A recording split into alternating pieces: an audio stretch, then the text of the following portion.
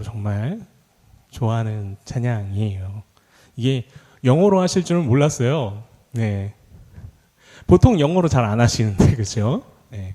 그 영어로 하면 표현이 정말 아름다운 표현이 있거든요. 보면은 그냥 I was라고 얘기하자고 once I was라고 얘기를 하거든요. 한때 잃어버렸던 것. 한때 잃어버렸던, 그러나 그것을 내가 다시 발견하였고 한때는 내가 어두웠으나 다시 밝아졌습니다 라는 이야기를 하고 있거든요. 사실 이게 은혜인 것 같습니다. Amazing Grace라는 그 놀라운 은혜라는 것은 이 once에 있는 것 같아요. 그러니까 아무것도 없던 것이 아니라 하나님께서는 우리에게 그것을 주셨었고 우리가 잠시 그것을 잃어버렸을 뿐이오나 하나님께서는 그것을 우리가 다시 찾길 소망하신다라는 것이거든요. 그래서 이 once라는 단어가 너무 아름답더라고요. 근데 오늘 영어로 그렇게 찬양을 또 해주시니까 오랜만에 또 그 아름다운 단어를 보고 네, 많은 은혜를 받았습니다. 아멘. 네, 근데 오늘은 아쉽게도 지금 우리가 함께 고백한 이 찬양의 고백과 좀 반대되는 인물을 함께 들여다보려고 합니다. 이 요아스 왕이라는 왕인데요. 이 왕에 대해서 함께 좀 이야기를 여러분들과 함께 나눠보고자 합니다.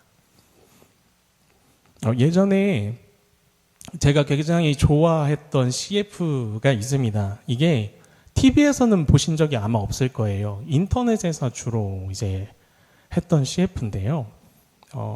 혹시 보신 분들이 있는지 모르겠어요. 근데 저는 개인적으로 와, 이 광고 정말 잘 만들었다라고 생각했던 광고입니다. 네이버 광고였어요. 그러니까 그때 당시에 네이버가 그냥 단순히 검색하면 뭘 찾아주는 거 이상으로 미리 이런 카테고리들을 분류해서 보여드립니다. 뭐 이런 거였는데요. 뭐 예를 들면 오늘 점심 요리 추천 막 이런 거 있잖아요. 추천 이런 것들 이제 찾아드립니다. 이런 내용이었어요. 근데 CF가 너무 기억이 났던 게 모르겠습니다. 이거 네이버가 맞는지 지금 살짝 연두 막 이 CF였는지 좀 헷갈리기도 하는데요. 내용은 이런 거였습니다. 그냥 아내가 되게 조용한 가정집이에요. 그리고 아내가 열심히 탁탁탁탁 도마 막 요리를 하고 있습니다. 그런데 이제 뒤에 남편이 이렇게 쓱 와요.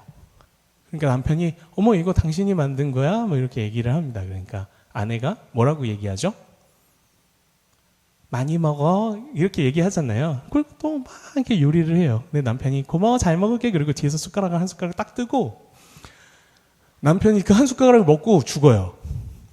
갑자기 한 숟가락 딱 먹더니 막 쓰러져요. 그래서 막 입에서 막 개거품을 물고 막 이러고 있는데 아내는 계속 이렇게 탁탁탁탁탁 요리를 하고 있어요. 갑자기 공포 분위기로 전환되면서 문구가 이렇게 뜹니다. 요리를 글로 배웠습니다. 네, 이런 문구가 뜨더라고요. 그래서 더 이상 글로 배우지 마십시오. 막 이런 거야. 찾아드립니다. 이런 내용의 광고였거든요. 굉장히 센스 있는 광고였다고 생각을 하는데요. 이 광고가 얘기하는 것이 무엇입니까? 여러분, 단순히 글로 배우는 것이 그냥 단순히 말로 듣기만 하는 것이 다가 아니라라는 것이죠. 요리 자체도 경험 아니겠습니까? 동의하지 않으십니까? 그렇죠. 우리 권사님들은 그러실 수 있어요. 우리 권사님들은 그까지 그냥 대충 이렇게 탁 넣고 소금 이 정도 탁 넣으면 되지. 그죠? 그러면 막 맛이 막 나시니까요. 그렇지만 저는 그렇지 않더라고요. 그러니까 오늘 청소년부에서 같이 밥을 먹으면서 이제 지사님들하고 얘기를 막 하고 있는데 우연찮게 이제 아이들 키우는 이야기들을 하게 되었어요. 근데 여러분 아십니까? 저희 아이들은 제가 만든 볶음밥과 저희 아내가 만든 볶음밥을 기가 막히게 구별해요. 똑같은 야채를 쓰거든요. 제가 왜 그렇게 얘기하냐면 저희 아내가 긴급할 때 써먹으라고 야채를 다 다져놔요. 똑같은 야채를 쓰는데 똑같이 볶았는데 제가 눈으로 분명 봤거든요. 그리고 분명 들었어요. 얘기했어요. 이거 넣으면 되고 난 그냥 이렇게 해라고 얘기했는데 똑같이 만들어도 귀신같이 제가 만든 건 안 먹어요. 맛이 없대요. 오늘 뭔가 이상하대요. 이제 저희 첫째만 그래도, 둘째는 이제 되게 명확하게 표현하고요. 첫째는 그래도 아빠라고. 오늘은 그래도 좀 맛있는데 난 엄마 게 더 맛있어. 이렇게 얘기하더라고요. 아빠 것도 맛있는데 엄마 게 더 맛있어. 그리고서는 이제 눈치를 슬 보다가 한 3분의 1 정도 남았을 때 D를 시도하죠. 그만 먹어도 돼요. 네, 여러분 단순히 그냥 눈으로 보고 귀로 듣는 것만으로 글을 읽는 것만으로 경험할 수 없는 것이 있다라는 거예요. 그 경험도 물론 경험이긴 하지만 그것은 순수한 나의 것이 될 수 없다라는 거 이해하시죠? 네, 아무리 어머님께 시어머님께 아무리 전수받아도 그 맛을 낼 수 없는 것처럼 분명히 내가 경험해야만 하는 부분들이 있다라는 것입니다. 오늘은 이 이야기를 좀 해보려고 합니다. 오늘 말씀에 등장하는 왕은 요아스 왕입니다. 이 요아스 왕은 되게 특별한 출발을 했던 왕입니다. 그가 아주 어린 나이였을 때 갓난쟁이 아기 한두 살 정도였던 것 같아요. 근데 그때 자기의 아버지였던 아하시아 왕이 이 상대방 북이스라엘 왕 요람의 문병을 가게 됩니다. 요람이 크게 다쳤어요. 그래서 아하시아 왕이 그 요람을 문병하러 갔는데 하필이면 북이스라엘에서 쿠데타가 벌어지게 되는 거죠. 그래서 요람 왕뿐만 아니라 문병을 갔던 아하시아 왕도 결국에는 도망쳐서 자기의 나라로 돌아오지 못하고 그 자리에서 죽어버리게 됩니다. 그런데 이제 여기서부터가 우리가 너무나 익숙한 그 영화의 주제들이 등장합니다. 영화나 호국시 드라마 궁예가 어떻게 왕이 됐는지 막 기억하시죠? 이 성경 가운데서도 그와 같은 일들이 벌어지는 거예요. 왕위의 욕심이 난 이 할머니 아달랴가 이 유다에서 왕이 될 수 있는 모든 남자들을 다 죽여버리는 거예요. 그러니까 유다 핏줄인 왕들을 싹 다 죽여버리고 자기가 왕이 되겠다라고 이야기하는 것입니다. 그런데 이때 이 칼을 다행히 이 요아스 왕은 피하게 됩니다. 어떻게 피하게 됐냐면 이 아하시아 왕의 누나였던 여호사브앗이라는 여자가 있어요. 이 여자가 이 아이를 빼돌린 거예요. 그래서 빼돌려서 급하게 도망을 가서 남편 집으로 갔는데 남편이 하필이면 또 제사장이었던 여호야다였던 것이죠. 그래서 왕들도 함부로 들어갈 수 없는 곳이 바로 이 성전 안이잖아요. 성전 안은 오로지 제사장들만 들어갈 수 있어요. 특별한 목적을 가진 사람들 아니면 들어가지 못하는 곳이에요. 그래서 그 성전 안에 있는 방에서 이 요아스를 키우게 되는 거예요. 그래서 요아스가 그 안에서 자라게 되는 것입니다. 어떻게 보면은 이 요아스에게 임한 하나님의 은혜라고 볼 수 있는 것이죠. 근데 이제 이 요아스가 그냥 자랐겠습니까? 요아스가 지금 어디에서 자랍니까? 성전 안에서 자라게 되는 거죠. 그럼 요아스가 보는 것, 듣는 것 모두 다 어떤 것일까요? 그는 율법을 자장가 삼아서 잤을 거예요. 그리고 그는 하나님께 제사 드리는 것도 봤을 거고요. 하나님께 기도하고 예배드리는 사람들의 모습도 날마다 보았을 거라라는 거예요. 그리고 그를 기른 아버지가 같은 존재가 오늘 제사장 여호야다였습니다. 그렇기 때문에 사실 요아스는 왕이 되기 전에 무엇부터 한 사람이냐면 율법 교육부터 한 사람이에요. 하나님에 대하여서 배우는 것부터 한 사람이라는 것이죠. 이 배경적으로 보았을 때 요아스 왕은 너무나 완벽합니다. 문제가 없어요. 그가 왕이 되기만 하면 정말 하나님의 일꾼으로 사용될 것 같아요. 그런데 이제 그 요아스가 드디어 여호야다가 때가 되자 이 왕 아달랴를 밀어내고 요아스를 다시 왕위에 세움으로 인해서 왕이 되게 됩니다. 그리고 그는 왕이 되고 나서 그의 역대 평가들 가운데 어떤 평가들을 기록하냐면 성전을 보수하고 사람들이 다시 제사를 드릴 수 있도록 만든 왕으로 기록되게 됩니다. 아달랴가 하나님께 제사하지 않았거든요. 많은 이방신들을 데리고 들어왔던 여자였어요. 그렇기 때문에 요아스가 그것을 회복시켰다라는 평가가 이 사람들이 일반적으로 알고 있는 요아스의 평가입니다. 그래서 저도 요아스는 그래도 하나님 앞에 나름 열심히 살아보려고 한 왕 이렇게까지 기억하고 있었어요. 그렇지만 사실 요아스의 후반전은 그와 같지 않습니다. 이 전반기를 보면 매우 흠이 없어 보이는 신앙이지만 성경은 그가 왕이 된 이후의 신앙 삶들 행한 일적들을 어떻게 표현하냐면요. 역대하 24장 12절부터 14절까지 말씀인데요. 네, 우리 함께 좀 읽도록 하겠습니다. 읽겠습니다. 왕과 여호야다가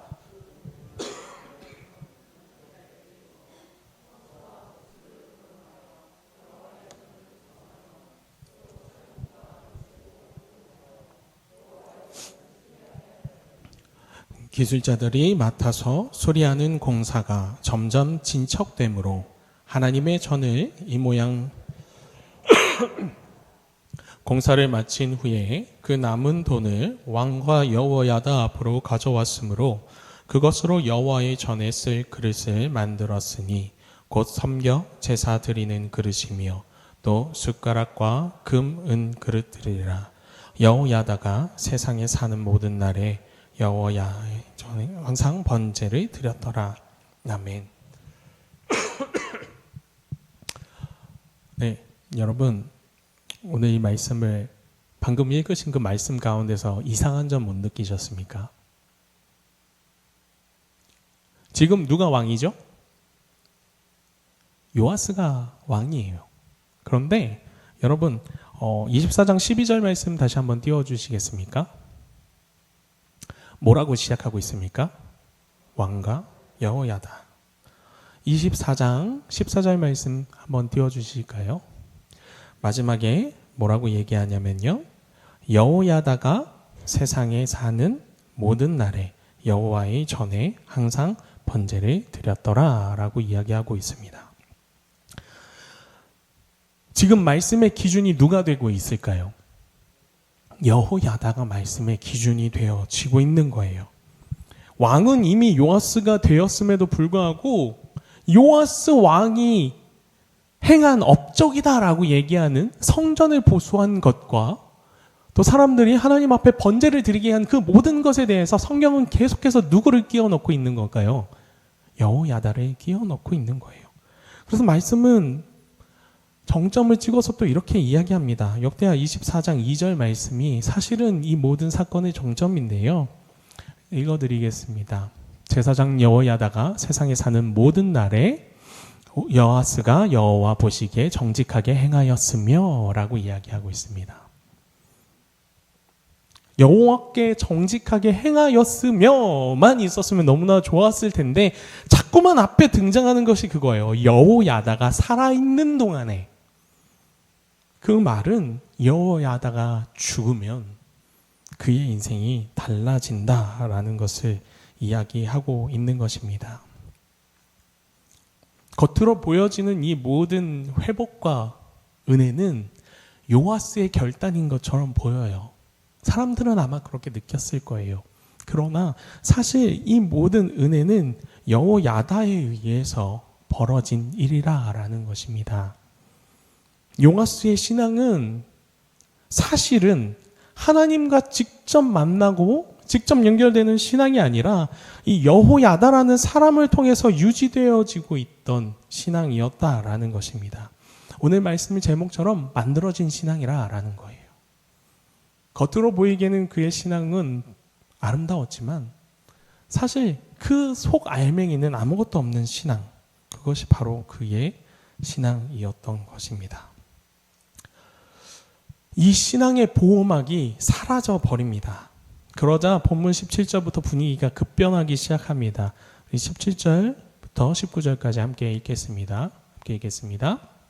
여호야다가 죽은 후에 유다 방백들이 와서 왕에게 절하매 왕이 그들의 말을 듣고 그의 조상들의 하나님 여호와의 전을 버리고 아세라 목상과 우상을 섬겼으므로 그 죄로 말미암아 진노가 유다와 예루살렘에 임하니라. 그러나 여호와께서 그들에게 선지자를 보내사 다시 여호와에게로 돌아오게 하려 하심에 선지자들이 그들에게 경고하였으나 듣지 아니하니라. 아멘. 여호야다가 죽은 후에 바로 어떤 일들이 벌어지냐면 유다 방백들이 와서 이야기하더라라는 거예요. 그런데 왕이 그들의 말을 듣고라고 이야기하고 있습니다. 사람들이 와서 이야기하는 거예요. 하나님 대신에 예전에 세웠던 이 아달랴 왕 때 세웠던 그 우상들을 다시 섬기자라는 것입니다. 그런데 이 제안에 오늘 말씀 어디에도 그가 고민했다 기록하지 않습니다. 그가 하나님께 기도하며 물어보았다라고 이야기하고 있지도 않습니다. 심지어 오늘 하나님께서 그에게 보내신 선지자들에 대하여서 그 말씀도 듣지 않았다라고 이야기하고 있습니다. 그저 오늘의 말씀에서 등장하고 있는 것은 요아스가 사람의 말에 계속 귀를 기울이고 있다라는 것입니다. 여기서 우리는 매우 중요한 영적인 원리 한 가지를 배울 수 있는데요.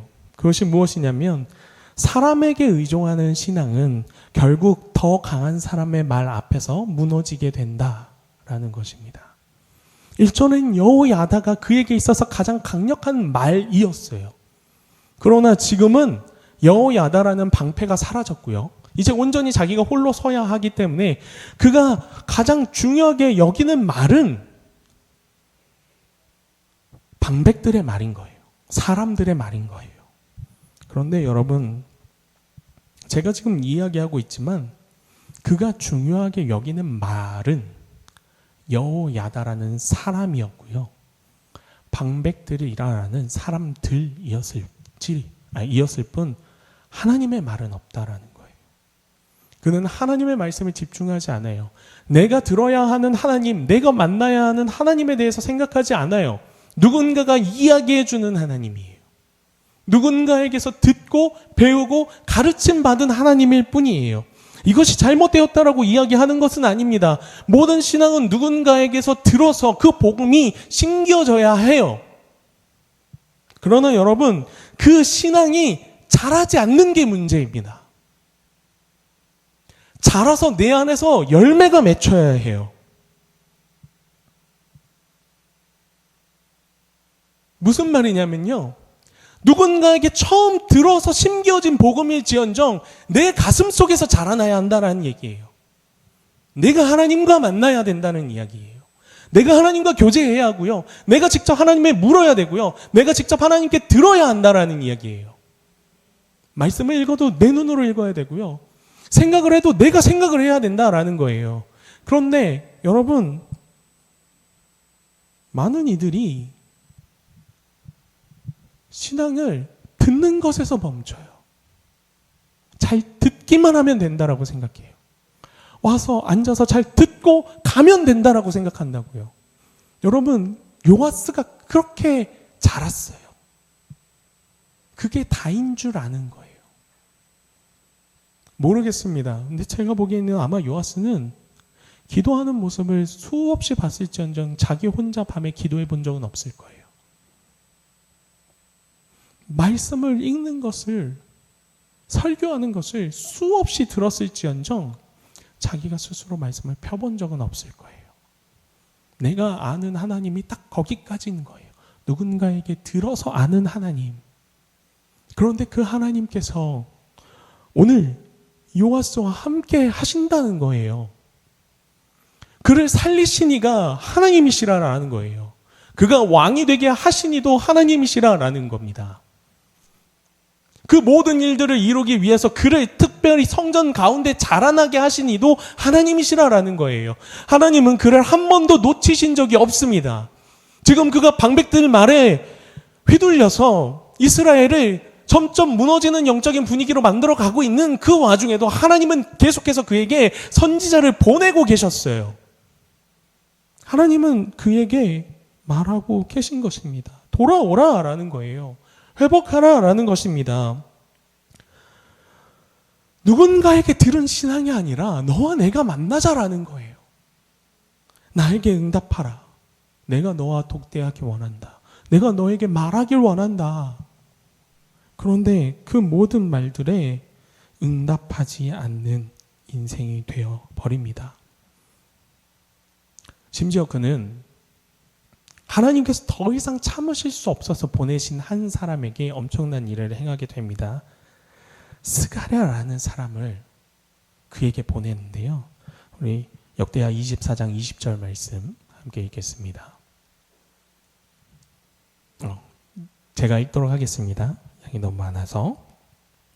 이에 하나님의 영이 제사장 여호야다의 아들 스가랴를 감동시키매 그가 백성 앞에 높이 서서 그들에게 이르되 하나님이 이같이 말씀하시기를 너희가 어찌하여 여호와의 명령을 거역하여 스스로 형통하지 못하게 하느냐 하셨나니 너희가 여호와를 버렸으므로 여호와께서 너희를 버리셨느니라 하나. 누구를 보내셨냐면요, 이 제사장 여호야다의 아들 스가랴를 보내셨어요.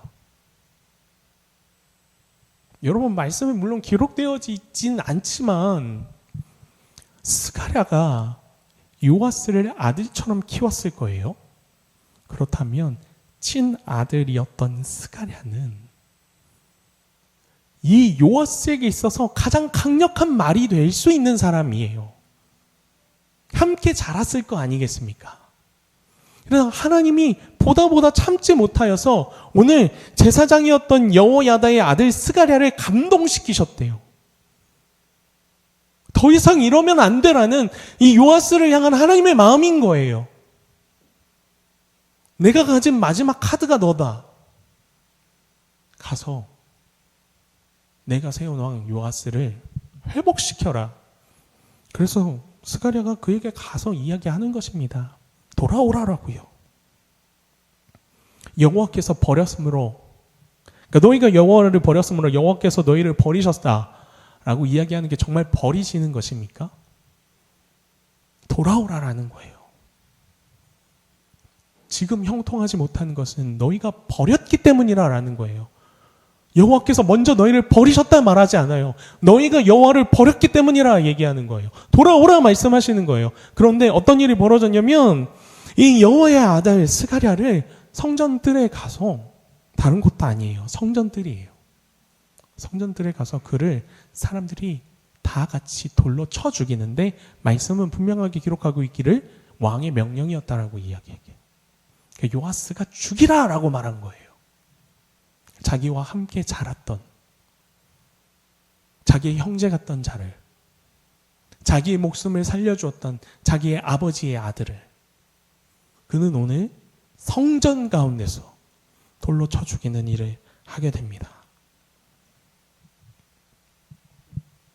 이 장면은 만들어진 신앙이 얼마나 비참한 결과를 가져올 수 있는지를 우리에게 말해줍니다. 은혜를 기억하지 못하게 되고요, 오히려 하나님의 말씀을 거절하게 되고요, 하나님의 사람들을 제거하는 역할을 감당하게 되는 것입니다.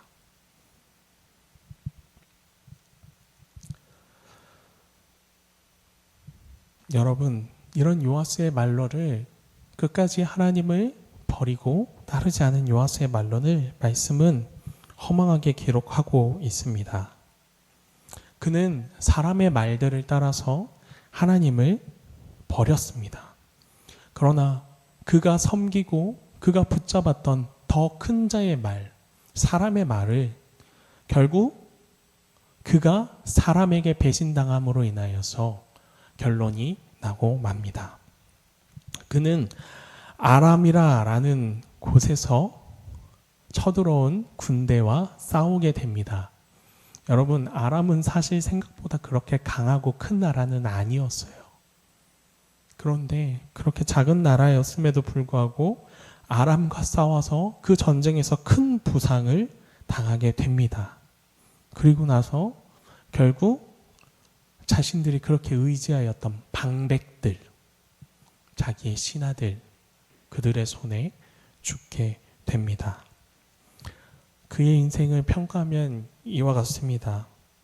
잘 시작했지만 잘 끝내지 못했던 인생. 율법적인 신앙은 있었지만 하나님은 없었던 인생. 이것이 바로 요아스의 인생이었습니다.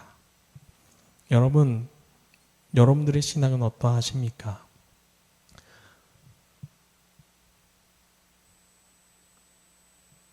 사실 이 말씀을 드리는 게 너무 죄송스럽고 좀 부담스럽기는 해요. 여러분들을 막 혼내고 그러는 거 아닌 거 아시죠? 먼저 이야기하자면 저의 신앙이 그러했다라는 걸 제가 너무 잘 알았거든요. 저희 할머니가 돌아가신 지 얼마 되지 않았어요.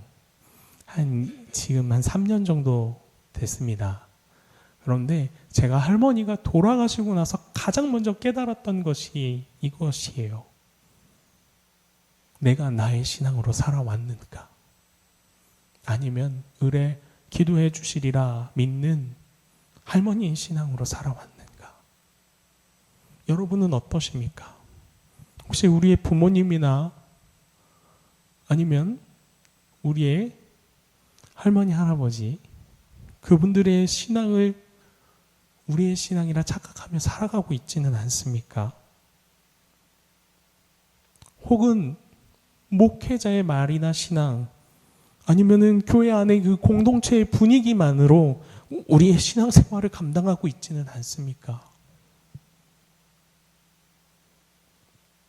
누군가가 계속해서 함께 기도해주고 붙잡아주지 않으면 자꾸만 무너져 내리는 신앙은 아닙니까? 우리의 신앙을 점검해 보아야 되는 줄 믿습니다. 여러분, 스스로 하나님 앞에 서는 우리가 되길 원합니다. 스스로 하나님의 앞에 서야 합니다, 여러분. 저도 여러분도 누구도 함께 하나님 앞에 나아가는 아름다운 교회라는 공동체이지만 신앙에 있어서는 하나님과 독대하셔야 합니다. 하나님을 만나셔야 합니다. 나만의 하나님을 아셔야 해요. 나와 함께 하시는 하나님을 매일매일 만나지 아니하면 우리는 언젠가 요아스처럼 세상의 말들에 휘둘리며 어느 순간 하나님마저 놓쳐버리며 살아가는 인생이 되어버릴지도 모릅니다. 우리의 하나님을 만나길 원합니다. 나의 하나님을 만나시는 여러분들 되길 원합니다. 꾸준히 들으시는 말씀 있죠? 그 말씀을 행하시는 여러분들 되셨으면 좋겠어요. 담임 목사님은 아마 계속 이런 얘기 하실 거예요. 말씀 읽으십시오. 기도하십시오. 예배를 놓치지 마십시오. 왜 이런 말씀을 모든 담임 목사님들이 동일하게 말씀하세요? 왜 그럴까요? 여러분, 나의 하나님을 만나야 되기 때문에 그래요. 그냥 들었던 하나님이 아니라 누군가 얘기한 하나님이 아니라 그냥 그런가 보다 한 하나님이 아니라 나의 하나님을 만나야 하기 때문에 그렇습니다.